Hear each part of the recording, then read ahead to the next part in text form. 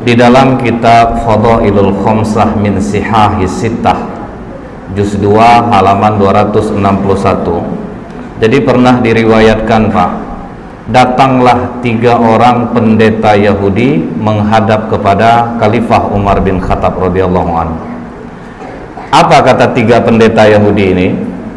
Wahai Amirul Mukminin, kami bertiga datang ingin bertanya kepadamu beberapa hal. Apabila engkau bisa menjawab pertanyaan kami, maka kami bertiga masuk Islam.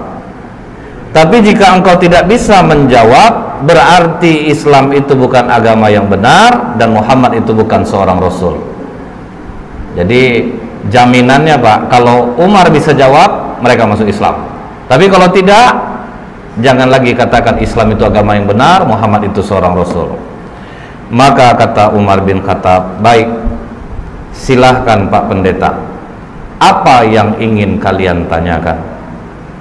Maka kata salah satu di antara 3 pendeta ini, pertanyaan kami yang pertama, kapan pintu langit itu terkunci? Ini pertanyaan jebakan namanya nih, Pak. Jadi dalam berdebat, kalau ahli kitab ini dia menggunakan pertanyaan yang rasanya sulit untuk dijawab, karena itu butuh nalar yang dalam, Pak. Kemudian yang kedua, Umar, kapan pula masanya pintu langit itu terbuka? Kemudian yang ketiga, coba engkau sebutkan kuburan yang bisa berjalan bersama penghuninya. Kubur tapi bisa jalan, Pak. Kemudian coba engkau sebutkan makhluk Allah yang bisa memberi peringatan kepada kaumnya, tapi dia tidak manusia dan tidak pula jin. Bisa ngasih nasihat tapi bukan manusia, bukan pula jin. Kemudian Umar, coba engkau sebutkan 5 makhluk Allah yang berjalan di muka bumi tapi tidak dilahirkan oleh induknya. Kemudian Umar, coba engkau jelaskan kepada kami kisah pemuda-pemuda yang mempertahankan imannya dan mereka bersembunyi di dalam gua. Setelah pendeta Yahudi ini bertanya, Pak, apa kata Umar? Bukanlah sesuatu hal yang memalukan bagi Umar bila memang dia tidak bisa menjawab pertanyaan yang tidak dia bisa jawab. Jadi ini poinnya satu, Pak. Kalau memang kita tidak bisa jawab, jangan malu mengatakan tidak tahu. Karena sahabat Rasulullah ini, Pak, punya spesifikasi berbeda-beda. Semuanya nggak sama. 60 karakteristik sahabat Nabi itu beda-beda, Pak. Tidak sama. Yang satu tidak menjadi yang lainnya. Kita diciptakan Allah punya talent yang bermasing-masing. Makanya kita ada yang jadi pegawai, ada yang jadi pedagang, ada yang otomotif. Semua kita masing-masing. Maka kata Umar, kalau bertinju kalian sama aku masih kurang orangnya ini. Kalau bertinju. Karena Umar itu kenapa dia digelari Al-Faruq, sang pembeda itu, Pak? Dengan masuknya Umar lah dakwah Islam ini jadi terang-terangan. Apa kata Umar kepada Rasulullah? Ya Rasulullah, jika aku mati dalam keadaan Islam, apakah aku mati dalam keadaan benar? Iya Umar. Jika aku hidup dalam keadaan Islam, apakah aku juga hidup dalam keadaan benar? Iya Umar. Kalau begitu tidak perlu sembunyi lagi Rasulullah. Keluar kita semuanya.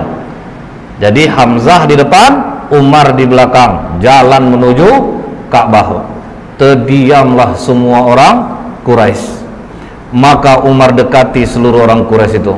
Siapa yang ibunya ingin menjadi nangis, siapa yang istrinya ingin menjadi janda, siapa yang ingin anaknya menjadi yatim, berdiri lawan aku. Nggak ada yang mau, Pak. Karena tahu Umar itu tahan berantem dari pagi sampai sore, 1 lawan 5, masih mampu dia. Jadi agak jiper juga jadinya pendeta Yahudi ini, Pak. Tapi kata Umar, bagian dari kami ada yang mudah menjawab pertanyaan ini. Kalau memang ada, ya sudah, ajukan saja. Dipanggil oleh Umar, Salman. Dipanggil Salman Al-Farisi. Ya Amirul Mukminin, kau pergi ke rumah Ali, katakan Umar memanggilnya. Maka Salman langsung lari ke tempat Ali bin Abi Thalib. Wahai Ali, Umar memanggilmu. Ada 3 orang pendeta Yahudi mendebatnya. Maka Ali melupakan segala perbedaannya dengan Umar. Itu ingat Pak, sahabat Rasulullah ini bukan tidak ada berbeda pendapat. Mereka berbeda, tapi ketika Islam membutuhkan, perbedaan hilang.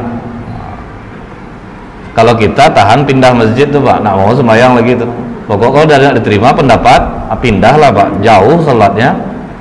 Tapi sahabat tidak, berbeda pendapat pun yang kemesraan tetap. Contoh nih Pak, Abu Dzar Al-Ghifari ditarik oleh Utsman bin Affan ke Madinah. Akhirnya Abu Dzar Al-Ghifari memilih untuk mundur dari pemerintahan Utsman. Berarti kan beda pendapat tuh Pak. Dia beda pendapat, dia mundur dari Utsman. Tapi ketika ada orang yang mengajaknya kudeta, wahai Abu Dzar, kami yakin kau dalam keadaan benar. Bagaimana kalau kita kudeta Khalifah Utsman? Apa kata Abu Dzar Pak? Apabila Khalifah Utsman menyuruhku gantung diri saat ini, akan ku gantung diriku. Itulah setianya sahabat Pak. Berbeda pendapat, oke. Tapi kalau disuruh ngelawan pimpinan nggak mau Bu. Utsman suruh aku gantung diri, aku gantung diri aku ini. Nah Ali begitu Umar memanggilnya, dalam riwayat ini disebutkan dia ambil burdahnya, dia sandang selendangnya, dia pergi ke tempat Umar bin Khattab yang waktu itu masih duduk 3 orang pendeta ini. Ada apa Amirul Mukminin? Ini Ali. 3 pendeta ini mempertanyakan beberapa hal. Kalau bisa dijawab, mereka masuk Islam. Tapi kalau tidak bisa jawab, katanya jangan lagi kowar-kowar Muhammad itu seorang Rasul dan Islam itu agama yang benar. Maka kata Ali, silahkan Pak Pendeta, coba diulangi lagi pertanyaannya.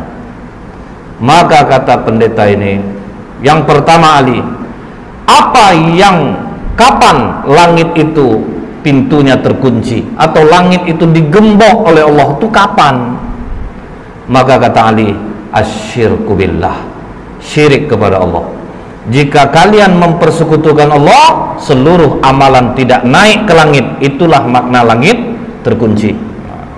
Jadi kalau kita melakukan kesyirikan Pak, langit terkunci, langit tidak akan terbuka, amalan tidak akan naik. Kita udah rajin sholat Pak, kenapa doa kita tidak dikabulkan juga oleh Allah? Mungkin ada yang kita tidak sengaja kesyirikan yang kita buat. Contoh, jamaah umroh Indonesia pergi ke Mekah, naik ke Jabal Rahmah, bawa spidol. Ini banyak nih Pak, mau buat nama suami saya dan saya Ustadz, biar abadi cinta kami. Ini kan bukit jodoh, tempat pertemuan Adam dan Hawa. Syirik. Udah dicat putih sama pemerintah Arab Pak. Orang Indonesia yang buat hitam tuh Pak, yang nulis itu nggak bisa dilarang itu Pak. Di Ka'bah merayap-rayap, tangannya menangis, ingus itu juga. Janganlah dipegang-pegang kain Ka'bah itu Pak, ingus di situ juga, lap air mata di situ juga. Entah mengapa lah orang berusaha betul mengambil kiswah Ka'bah itu. Kalau tidak dipeluk-peluk, kalau tidak ada yang gunting, tertangkap. Kenapa Bapak gunting ini Pak? Untuk pelaris kedai Ustaz. Itu Pak, bayangkan Pak, masih banyak yang melakukan kesyirikan.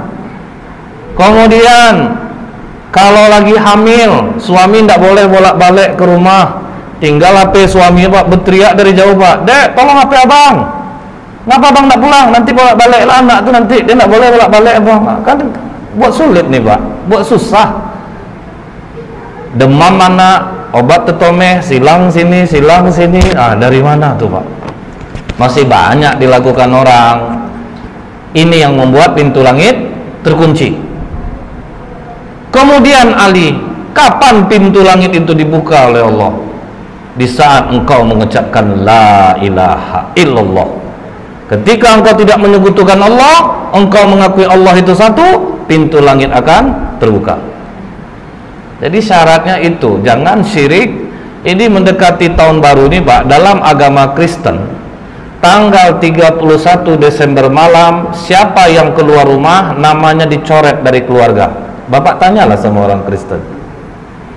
Karena bagi orang Kristen, malam 31 Desember itu mereka harus kumpul di rumah berdoa apa yang rencana mereka untuk tahun baru.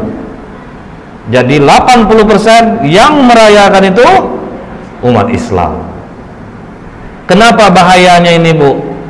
Karena kita tidak tahu. Yang pertama kali membuat kalender Masehi Romulus. Romulus ini diakui oleh masyarakat Yunani, dibesarkan oleh 2 ekor serigala, anaknya dewa Mars, dewa perang. Makanya dulu kalender itu awalnya Mars, Aprilis, Meius, Junius, Quintilis, Sestilis, September, Oktober, November, Desember. 10. Kenapa tidak dimasukkan dewa Januari dan Februari? Karena bapaknya pernah bertengkar dengan kedua dewa ini. Ini semua nama dewa nih, Pak. Setelah Romulus meninggal, naik Numa Pompilius. Numa Pompilius meninggal, naik Kaisar Augustus Julius. Mati Kaisar Julius, dibuatnya namanya bulan Juli itu, kemudian digantikan oleh Kaisar Augustus, dimasukkannya namanya Agustus. Baru dah dimasukkannya kedua nama dewa ini jadi bulan 1 dan dewa 2. Apa arti Januari? Dewa berkepala 2, Janus. Februari, dewa kematian. Jadi bila kita merayakannya, kita menyambut kehadiran dewa berkepala 2. Allah apa tidak benci dia nengok kita jadinya, Pak. Tapi alhamdulillah sekarang sudah disiasati. Di Pekanbaru anak-anak muda dikumpulkan di masjid. Jadi dikasih tausiah, dikasih mabit. Ini bagus, Pak. Ini untuk menghindari mudarat yang jauh lebih besar. Jadi kumpulnya di masjid. Kemudian Ali, coba engkau sebutkan kubur yang bisa berjalan bersama penghuninya. Maka kata Ali, yang kalian tanyakan ini adalah Yunus bin Matta, Nabi Yunus alaihissalam. Ketika Nabi Yunus berdakwah di kaumnya, nama kaum Nabi Yunus ini, Pak, Nineveh, Pak, didakwahi tauhid, rajanya mencemooh, kemudian masyarakatnya mencemooh, tidak ada yang mau menerima dakwah Nabi Yunus. Maka Nabi Yunus memohon kepada Allah. Allah kasih waktu 40 hari akan diturunkan azab. Sampai hari ke-39 tidak ada tanda-tanda azab Allah turun. Nabi Yunus putus asa. Dia tinggalkan kaumnya, Bu, tanpa izin Allah. Dia tinggalkan kaumnya, dia berangkat, baru langit menghitam. Jadi Nabi Yunus tidak tahu bahwa Allah akan menurunkan azab. Begitu raja dan masyarakat melihat bahwa azab Allah akan turun, waduh, ini benar Yunus ini. Maka semua kaum Nineveh bertobat, cuman nabinya udah pergi. Naik ke atas kapal, gelombang tinggi, ketakutan nakodanya, maka diundilah nama Nabi Yunus keluar berkali-kali. Maka dicampakkanlah Nabi Yunus ke dalam laut, dimakan oleh ikan, terkubur dalam perut ikan, dibawa jalan ke 7 samudra selama 40 hari. Itulah kubur yang berjalan bersama penghuninya. Karena Allah katakan dalam surah As-Saffat 143, falaula annahu kana minal musabbihin, maka sekiranya Nabi Yunus tidak termasuk orang yang banyak berzikir, bertasbih kepada Allah, jadi dalam perut ikan itu, Pak, menyesal Nabi Yunus. Dia zikir la ilaha illa anta subhanaka inni kuntu minaz zalimin. Mual perut ikan itu dibuatnya, Pak. Karena kata Allah, la labitha fi batnihi ila yaumi yub'atsun, niscaya dia akan tetap tinggal di perut ikan itu sampai hari kiamat. Jadi kalau sempatlah Nabi Yunus tidak banyak mohon ampun kepada Allah, ikan itu akan tetap mengubur Nabi Yunus di dalam perutnya. Terkaget pendeta ini, waduh, ini cerdas satu ini nih. Dapat dia menjawab pertanyaan pendeta. Jadi kubur yang jalan bersama penghuninya, Nabi Yunus berada dalam perut ikan dan dibawa 40 hari ke 7 samudra, baru dimuntahkan. Baik Ali, kau benar. Kemudian Ali, coba engkau sebutkan makhluk Allah yang bisa memberi nasihat kepada kaumnya, tetapi dia bukan manusia dan bukan pula jin. Maka kata Ali, ketika Nabi Sulaiman dan bala tentaranya sampai di lembah semut, hatta idza atau ala wadin namli qalat namlatu ya ayyuhan nablu dkhulu masakinakum. Jadi ada seekor semut, Pak, dia komandoi kawan-kawannya, wahai para semut, masuklah kalian ke dalam sarang-sarang kalian, karena la yahtimannakum Sulaimanu wa junuduh, nanti kalian akan terinjak oleh Sulaiman dan bala tentaranya. Inilah makhluk Allah yang bisa memberi nasihat kepada kaumnya, tetapi dia bukan manusia dan bukan pula jin. Wah, terjawab lagi. Oke Ali, coba engkau sebutkan 5 makhluk Allah yang berjalan di muka bumi tapi tidak dilahirkan oleh induknya. Maka kata Ali, Adam alaihissalam, Siti Hawa, onta Nabi Soleh itu keluar dari batu Pak, tidak dilahirkan oleh induknya. Kemudian tongkat Nabi Musa yang berubah menjadi ular, ular itu juga tidak dilahirkan oleh induknya. Kemudian kambing pengganti leher Nabi Ismail, itu pun tidak dilahirkan oleh induknya. Akhirnya 2 di antara 3 pendeta ini langsung menyatakan asyhadu alla ilaha illallah wa asyhadu anna muhammadar rasulullah. Oh tunggu, kata satu pendeta lagi, 2 kawanku mungkin sudah terpengaruh oleh jawabanmu Ali, tapi masih ada satu lagi yang belum terjawab.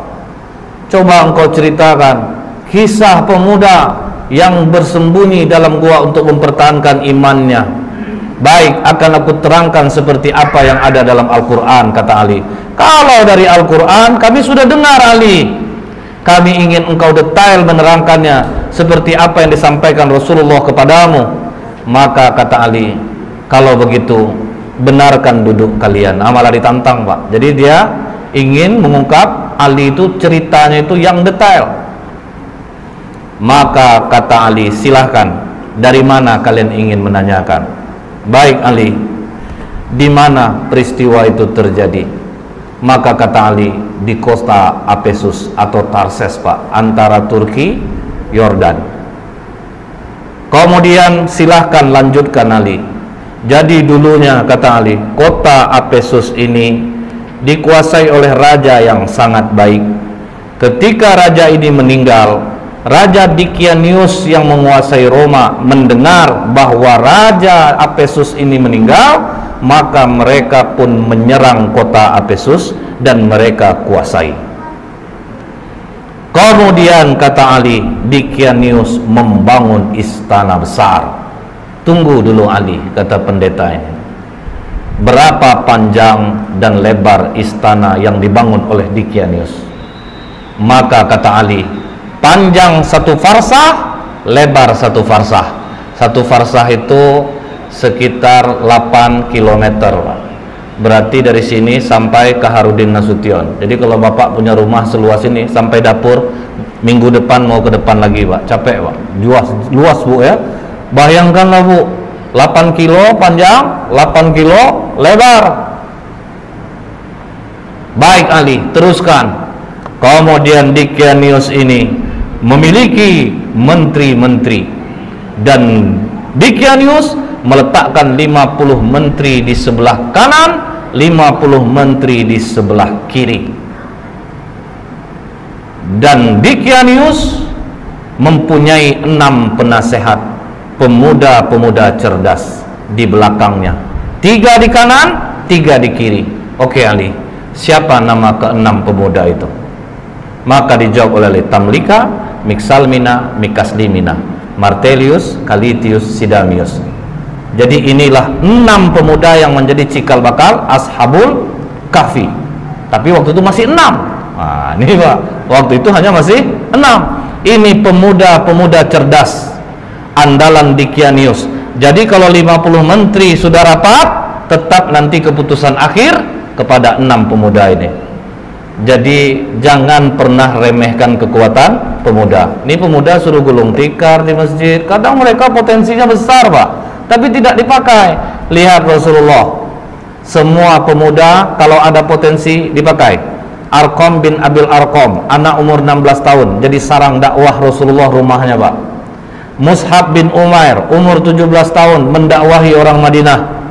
Karena dia punya kemampuan, dia anak bangsawan, ganteng, kemudian bersih. Ini pendakwah pertama dalam Islam yang diutus oleh Rasulullah SAW. Yang membunuh Abu Jahal, Muawiz bin Afra, kemudian Muaz bin Amar al-Jamuh. Berapa umurnya Pak? 13 tahun satu, 14 tahun satu. Siapa penerjemah bahasa oleh Rasulullah yang menulis wahyu-wahyu Al-Quran? Zaid bin Sabit. Berapa umur Zaid ketika dipakai oleh Rasulullah? 13 tahun. Jadi kalau pemuda punya potensi, pakai. Jangan Pak, kalau kita kan kebanyakan Pak pengurus tua-tua semuanya Pak. Padahal anak-anak muda ini ada yang punya potensi besar, tapi dia tidak bisa melihatkan potensinya karena dia tidak terpakai. Kau masih kecil, kau masih kecil, kau masih kecil. Itu bedanya Pak pendidikan Rasulullah dengan kita. Rasulullah, pemuda-pemuda yang memiliki kelebihan itu dipakai, disesuaikan dengan bidangnya masing-masing. Itulah kerugian Indonesia sekarang Pak. Hacker nomor 1 di dunia orang Indonesia, tapi sekarang berkantor di Swiss Pak. Dia bisa memindahkan satelit, jadi dia dipakai sekarang oleh dunia untuk apa Pak? Misalnya Cina bangun satelit keamanan, itu disuruh dia membobol. Coba bobolkan, kalau bobol nanti tolong kuncikan gimana supaya tidak bobol. Lah itu anak Indonesia loh Pak. Cuman sekarang dia berkantor di Swiss. Kena kita Pak. Banyak pemuda Indonesia ini bagus-bagus. Nah kemudian Pak, ditanya oleh pendeta ini, seluas itu istana yang dibangun oleh Dickianius Ali, bagaimana dia cara mengharumkan istananya? Maka kata Ali, setiap pagi ada yang membawa parfum di dalam ember besar, kemudian ada satu yang membawa seekor burung. Ketika burung ini diberi isyarat, maka burung ini mencemplungkan kedua sayapnya dan mengibaskannya ke seluruh ruangan istana. Canggih orang dulu rupanya Pak. Coba kita pakai Bifresh Pak, tanggal telunjuk tiap hari satu tuh Pak, seluas itu 8 kilo patah Pak, karena besar ruangannya. Setelah itu kata Ali, ketika Dickianius 30 tahun berkuasa tidak pernah sakit, disitulah dia bertanya kepada para menterinya, kalian pernah enggak nengok aku sakit, demam, beringus, lemah, letih? Tidak pernah Raja. Biasanya kalau yang enggak sakit-sakit ini siapa? Tuhan Raja. Bersediakah kalian menyembahku? Bersedia Raja. Pokoknya siapa yang mau menyembahku, aku berikan kehidupan yang baik. Pakaian dari sutra, kemewahan, kekayaan akan aku berikan. Begitu dikasih kekayaan, uang, fasilitas, masyarakat rela menyembah Dickianius Pak. Mereka semua menyembah Dickianius. Itulah bahayanya uang. Jadi uang ini Pak bisa membuat orang labil Pak dibuatnya. Kita pulang ke rumah lama, marah istri kita Pak, dari mana aja Bang? Nggak BBM, nggak WA. Abang tadi ada kerja sedikit, buka dompet agak beberapa lembar Pak, ya uang untuk abang nggak ngomong dari tadi tuh, cemas adek abang lama pulang. Oh itu dahsyatnya Pak. Jadi kalau dipakai baik uang itu, tapi kalau dipakai buruk dahsyat. Salah satu tanda hari kiamat, pemimpin akan naik orang-orang jahil. Karena ini Pak, orang pintar nggak punya duit. Tapi ada orang dia nggak pintar, duitnya banyak Pak, biasa lebih menang dia. Jadi itu kan ngerinya. Betul tanda hari kiamat itu banyak pemimpin yang jahil Pak, karena bukan orang-orang yang ahli di bidangnya yang memegang bagian itu. Jadi uang itu dahsyat kekuatannya. Tapi Pak, 6 pemuda yang di belakang Dickianius akhirnya rapat di rumah Tamlika. Dickianius mengaku dirinya Tuhan. Disuruhnya orang menyembah, orang pun menyembahnya. Sementara kalau dia Tuhan, kenapa harus kita yang memutuskan setiap permasalahan? Jadi menurutmu bagaimana Tamlika? Dia bukan Tuhan. Justru kita harus berpikir, langit tanpa tiang kok bisa tegak? Pasti ada yang menciptakannya. Hujan turun, bintang bercahaya. Dickianius saja dia masih merasa takut, dia juga tidur, dia juga lapar. Masa Tuhan punya kekurangan seperti itu? Jadi apa keputusanmu Tamlika? Kalian rela enggak tinggalkan kekayaan, jabatan, fasilitas ini? Kita lari dari sini. Kalau kita melawan tidak mungkin bisa. Kita lari dari sini untuk mencari Tuhannya langit dan bumi ini. Apakah kalian rela untuk miskin bersamaku? Kalian tinggalkan jabatan, kesenangan kalian, fasilitas ini? Kami rela, tamlika. Itu makanya dikatakan, siapa yang menghafal 10 ayat awal suratul Kahfi, maka dia akan terbebas dari godaan Dajjal. Karena Bapak, ini mengingatkan kita, waduh, ini pemuda-pemuda kaya, cerdas, rela kehilangan harta, jabatan untuk tauhid. Berani mereka tinggalkan. Akhirnya mereka pun pergi berenam diam-diam, dan semua harta ditinggalkan. Mereka sempat menjual kurma, Pak. Kurma itu dijual sebanyak 3 dirham. Uang 3 dirham ini dibawalah lari. Cukup jauh mereka berjalan, sampailah mereka berjumpa dengan seorang pengembala yang memiliki seekor anjing.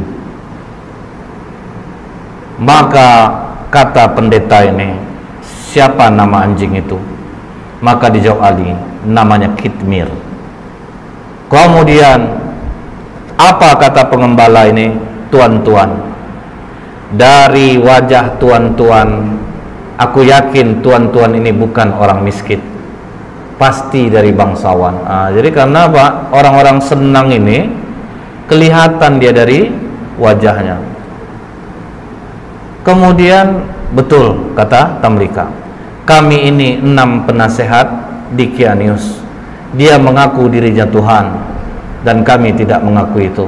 Makanya kami meninggalkan kerajaan, kami tinggalkan semua pangkat jabatan kami, karena tidak pernah kami berjalan seperti ini. Lihat, kaki pun sudah luka-luka, Pak. Orang manja jalan berkilo-kilo, habis kaki luka. Apa kata pengembala ini? Tenang tuan-tuan, aku mengetahui tempat persembunyian yang baik. Izinkan aku beserta kalian. Makanya jadi 7 dengan pengembala ini. Dikembalikannya lah gembalaan dia kepada tuannya, maka dia dan anjingnya ikutlah pemuda-pemuda kepercayaan raja tadi. Kemana mereka dibawa Ali? Dijawab oleh Ali, ke Bukit Naglus yang di bawahnya ada gua yang namanya Khemar. Maka begitu mereka mau masuk gua tersebut, sempat mereka mandi di mulut gua. Jadi mulut gua itu ada air terjunnya, Pak. Jadi memang susah untuk diketahui orang. Sempat mereka mandi, masuk ke dalam, duduk, golek sana, golek sini, golek sana, sampai terang hari. Hari sudah pagi. Kita lapar. Siapa yang akan mencari makanan? Makanan hanya ada di tempat kerajaan. Berarti sangat jauh kita pergi berjalan ini. Siapa yang mau pergi? Karena Tamlika ketua rombongan, biar aku yang ke sana. Hati-hati Tamlika, jangan sampai engkau tertangkap Dicanius. Begitu Tamlika keluar dari mulut gua, sudah mulai terkejut dia, Pak, karena air terjunnya sudah tidak ada. Tapi terus dia bawa uang 3 dirham ini, jalan terus sampai di gerbang kota. Mulai heran dia, Pak, kenapa berbeda betul kota ini? Apa aku salah masuk? Akhirnya masuk dia di tempat orang menjual roti. Begitu sampai di tempat orang jual roti, ditanya harga roti berapa? 1 dirham. Dia kasih uang dirhamnya.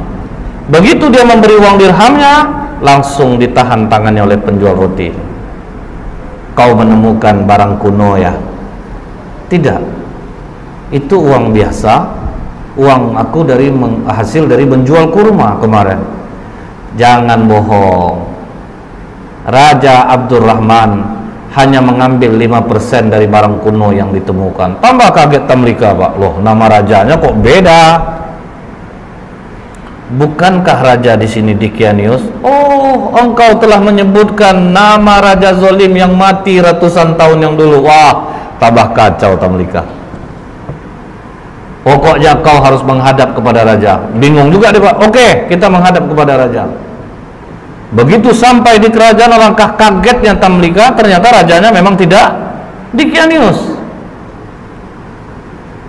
Dikatakan oleh tukang roti ini, "Raja, ini orang membeli roti kepadaku dengan menggunakan uang kuno. Jadi makanya aku bawa dia kemari.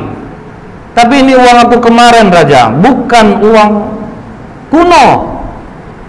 "Sudahlah," kata raja, "kami hanya mengambil 5% dari barang kuno yang ditemukan." "Tidak, Raja, ini uang baru kemarin." "Sudahlah, jangan berkelit," kata raja. "Aku tinggal di sini, Raja."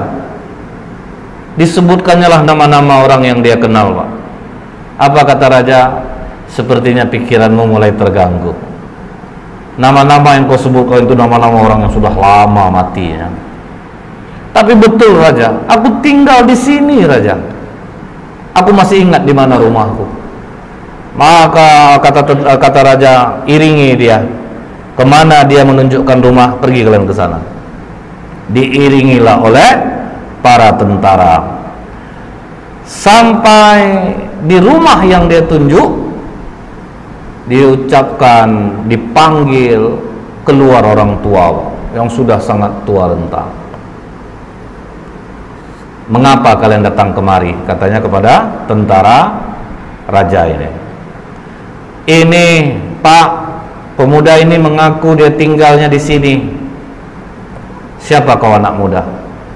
Dijawab oleh Tamlika, "Aku Tamlika, putra Filistin." Langsung sujud kakek ini datuk moyangku. Inilah yang diceritakan oleh Isa alaihissalam. Pemuda-pemuda ini akan bangkit. Mereka mendiami gua. Makanya di kitab Injil ada ayat tentang Ashabul Kahfi, seven sleeper. Jadi ada Pak. Maka hebohlah kota Efesus. Bangkit raja mengingat apa yang pernah disampaikan oleh Isa alaihissalam. Jadi rupanya sudah datang pula utusan Nabi, sudah berlalu pula masanya.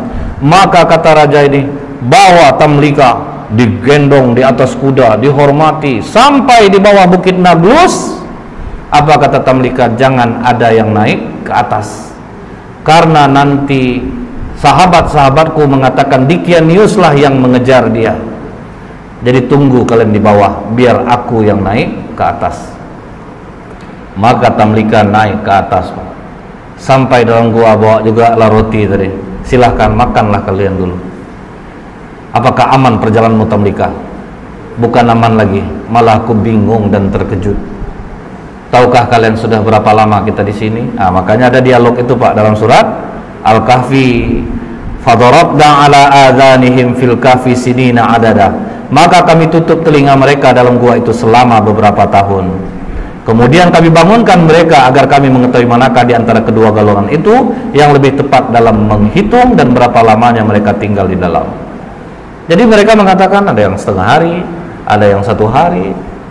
Maka kata Tamlika, tidak, kita berdiam di sini sudah lebih daripada 309 tahun. Mendengar itu, benarkah Tamlika? Iya, raja sudah berganti. Seorang nabi sudah diutus dan sudah berlalu. Mereka sekarang menunggu kita di bawah. Mari kita turun. Maka apa kata 5 orang kawannya lagi? Tamlika, Mixalmina, Mekasdimina, Martelius, Calitius, Sidamius. Jangan Tamlika. Kita sudah melihat kebesaran Allah melindungi kita selama 300 tahun, seolah-olah kita baru saja semalam. Kita sudah diselamatkan Allah, kita bangun dan akhirnya kita tahu tentang keajaiban Allah. Kita mohonkan kepada Allah untuk menutup pintu gua ini dari pandangan manusia, dan kita mohon kepada Allah untuk mengambil kita. Karena apabila kita turun Tamlika, mereka nanti akan mengkultuskan kita. Mereka akan mendewakan kita. Karena itu sifat manusia, Pak. Karena kan sempat bertengkar dua kubu. Kami berhak di sini, kami berhak di sini. Makanya mereka minta, sudah, kita jangan ada yang turun. Sifat manusia itu, untung gua Ashabul Kahfi itu tidak di sini, Pak. Kalau di sini udah ramai orang berkunjung tuh, Pak. Cari SDSB, minta pelaris, minta jodoh, Tapi syukur jauh. Jadi tidak ada yang mengkultuskan. Coba Bapak bayangkan, kuburan Husain cucu Rasulullah saja, untuk naik ke kubur itu Pak, mesti pakai lidah dijilat tangga itu Pak. Itu dikultuskan. Itu bahayanya. Karena jiwa kita ini teramat lemah Pak. Ada seorang ulama di jalan bawa onta. Di tengah jalan ontanya mati, perjalanannya masih jauh. Dikuburnya lah onta ini supaya tidak busuk bangkainya Pak. Menangislah dia di atas kubur ontanya. Tapi tanpa tahu ulama ini, ada masyarakat yang menengok ulama ini menangis di kuburan itu. Tapi masyarakat nak mau nanya Pak, itu kubur siapa? Disampaikannya lah ke masyarakat yang lain.